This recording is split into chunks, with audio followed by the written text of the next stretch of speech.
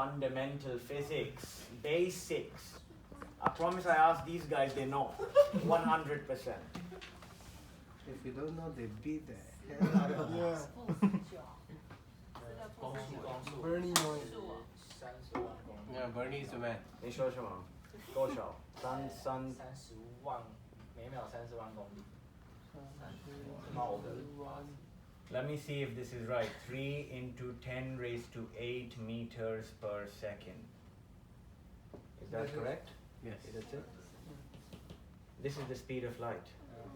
The speed of light is really, really big, which means light travels really, really fast. Okay? Okay, let me forget about this for 1 minute. Ever heard of this equation? Ever heard of this equation, right? Everybody knows this. This is a good equation, but it's so powerful, guys. If only you understand how powerful this equation is. Because this is how the sun makes energy, is using this. This is how nuclear reactors work, is using this. And you can see over here. What is, okay, let me explain you this equation just a little bit, then we go back to that. Anyway, you guys are interested in knowing? Fun stuff. Okay, you know, let's say that in the sun, what is it? Hydrogen plus helium fuse together. No, actually it's hydrogen and hydrogen fuse together to form helium. Okay? And in a nuclear reactor, the opposite happens. So uranium is broken down into 2 smaller elements. Everybody clear about this till now? Okay.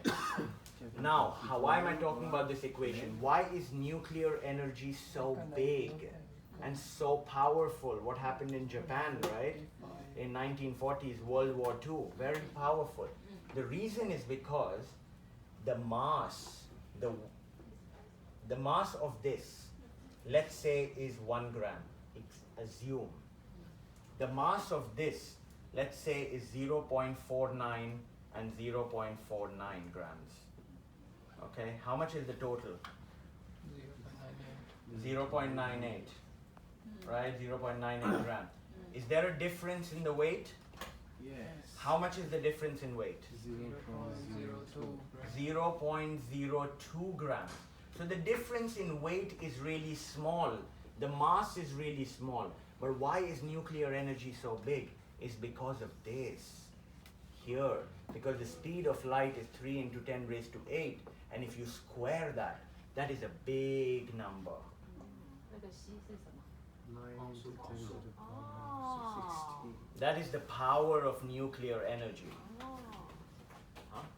That is why they say that a ball of uranium that big, if you have a ball of uranium that big, it can give you energy, electricity, whatever energy needs for all your life, 1 person.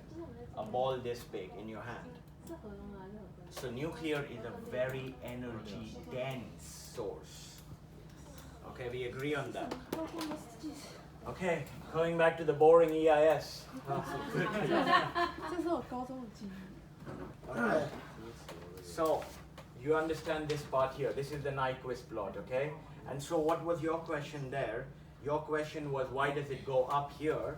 This 45-degree thing over here is related. Does it always have to be 45? It doesn't always have to be 45. It doesn't even have to go up all the way. It can come only till here. And what if the semicircular part is non-existent?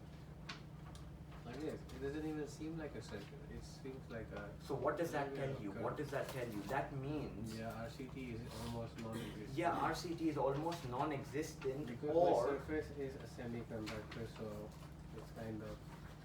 Exactly, yeah. So it could be like... if it goes straight up like this, Yeah. it is a very capacitive way. So let me show you here. Omar, Yes. Professor Omar, you know the human's attention, the alphabet, about 45 minutes. less than 30 Oh, Actually, for Indian guys, it's 10 hours. Because we sit from 9 a.m. to 8 and you p.m. know the every day students listen to the for class. 12 years.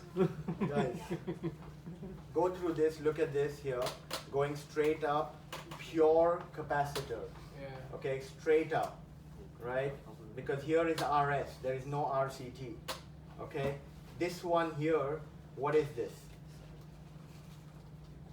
This is a little different because this is, if you go through this, I'll explain this, but this is also a capacitive effect, but there is R leakage. There is charge leaking. So let's say, for example, your electrode surface, and this was a big problem we had before when we used DEP, yes. We have dielectrophoresis. Okay.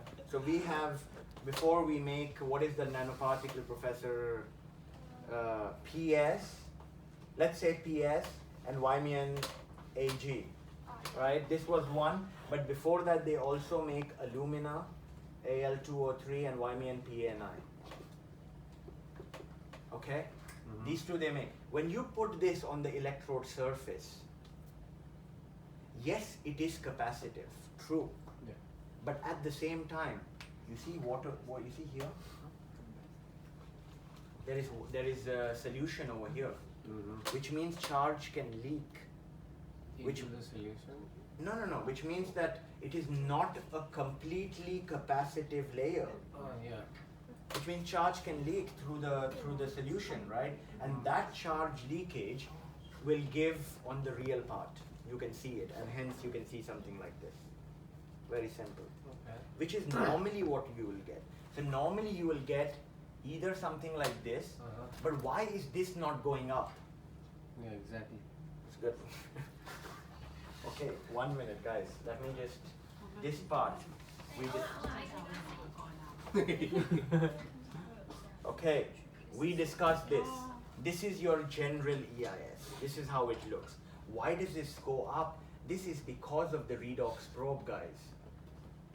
Trust me, try 2 experiments. Same shit, same thing. You know? Same thing, okay? 2 experiments. One experiment is you use redox probe, and the other experiment is you use DI water. And you see the impedance, the EIS curve will look completely different. Maybe it will look something like this with DI water, which is much bigger over here also. Then it will look, this will also be small, and you will also get this thing up, because this is the diffusion of the transfer, the mass transfer of the redox probe to the surface of the electrode. Anyway, that is too much, guys. That is going into Warburg impedance, but we are not going into that. Our simple thing is to understand that yes, RCT and CDL both have an effect during immunosensing.